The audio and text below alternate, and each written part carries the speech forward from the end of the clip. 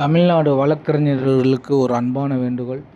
தற்போது நடந்து முடிந்த எம்எல்ஏ எலெக்ஷனில் தோல்வியடைந்த வேட்பாளர்கள் மறுபடியும் இடைத்தேர்தல்களில் நிற்கக்கூடாது. அது சட்டப்படி குற்றம் என்று கோர்ட்டில் வாதாடி நீங்கள் வெற்றி கண்டு புது வேட்பாளர்கள் தான் இடைத்தேர்தலில் நின்று போட்டியிட வேண்டும் என்ற ஒரு நியதியை கொண்டு வரவும்.